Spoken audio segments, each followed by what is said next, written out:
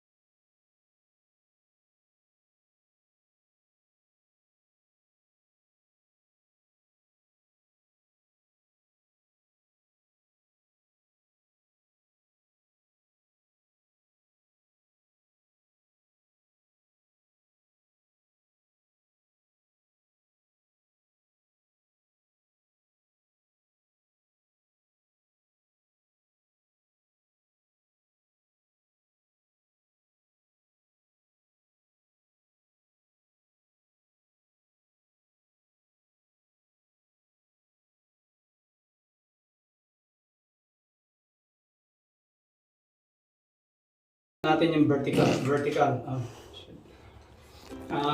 Ito, siyempre, kailangan yung silicone, itong pop stick, o sa atin nga, ice drop stick, saka yung soapy water. Konting tubig lang ito, at saka may few drops ng dishwashing liquid. At siyempre, punasan natin yung, kung meron kayo nito sa atin, kung walang carpet, yung off-cut ng carpet, pwede naman basahan lang. So sa kapag nag-silicone kayo, make sure pag nag-run kayo ng bead, walang gap. Tuloy-tuloy. Pag merong halimbawa na ligsangan kayo, yung hindi maganda, balikan nyo at i-fill up nyo. Otherwise kasi, pag binasahan nyo, hindi na siya mag-i-stick. So, eto, ating gagawin na. Silicone na natin kung makikita nyo.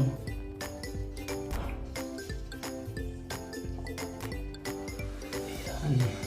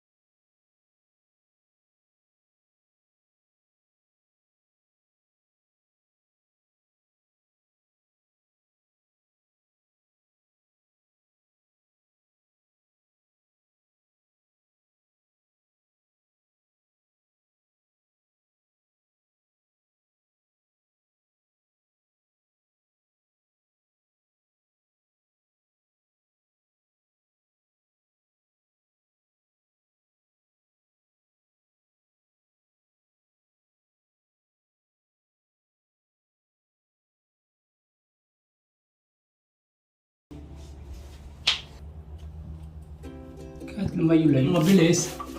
Tapos, ikuanan nyo. Hagudinan nyo ng kamay. You have finished with your finger. Sabi nga, nandiyan si Tining Garcia. Eto. O, dito naman sa kabila guys, sa kabila. So, ganun din, same procedure, madali lang. Ang mahirap lang dito yung mag-prepare ng silicone. Kasi kung may old silicone, tatanggalin mo at saka kailangan malinis, walang dust at tuyong-tuyo.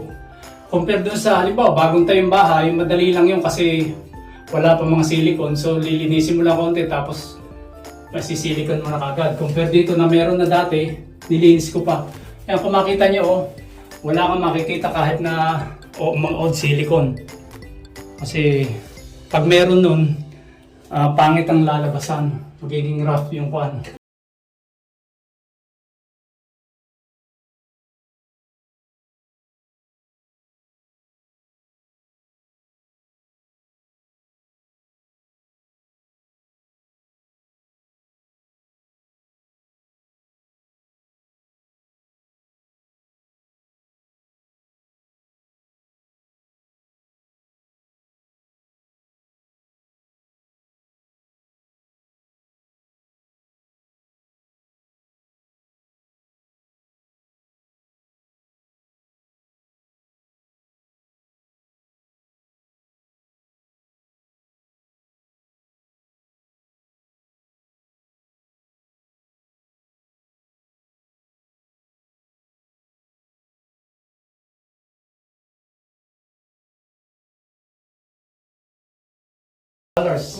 to 1,002.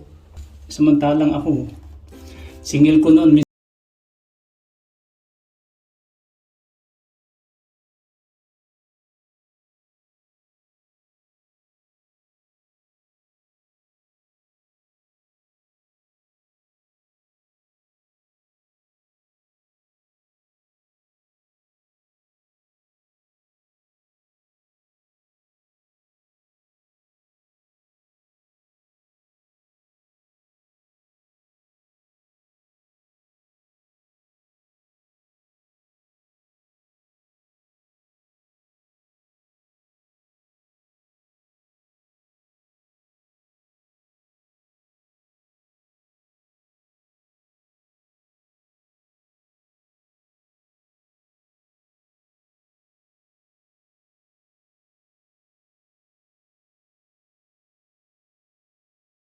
Ayan na yung finished product.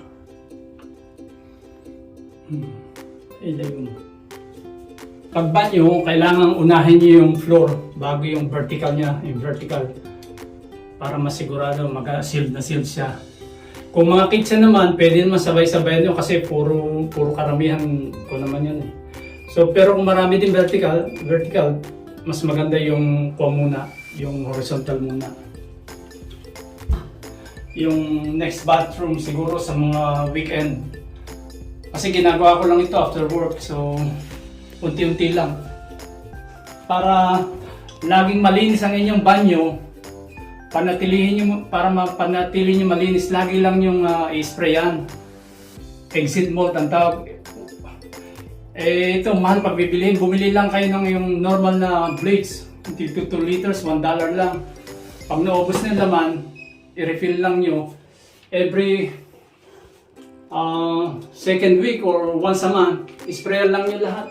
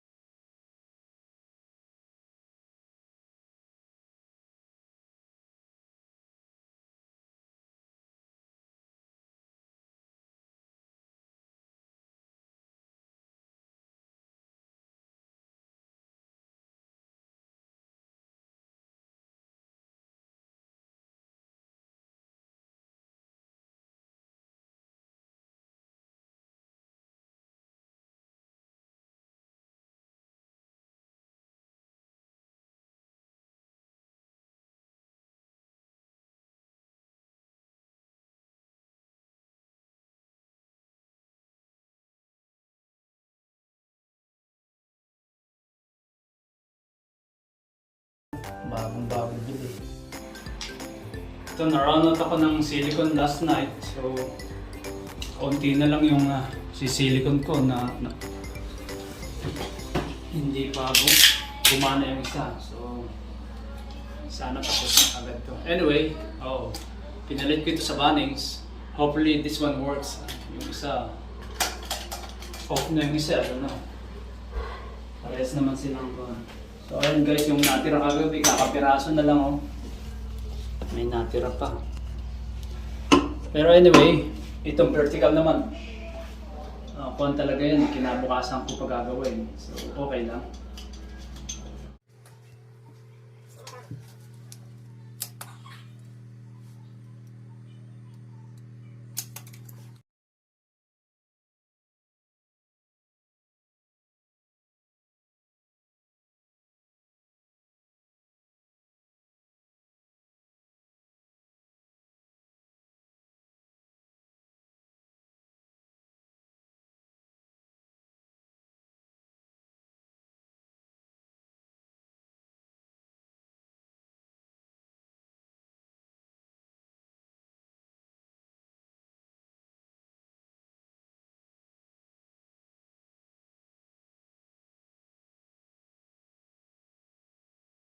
Ayun yung guys, sana kahit pa paano nakatulong sa inyo na yung konting video ko.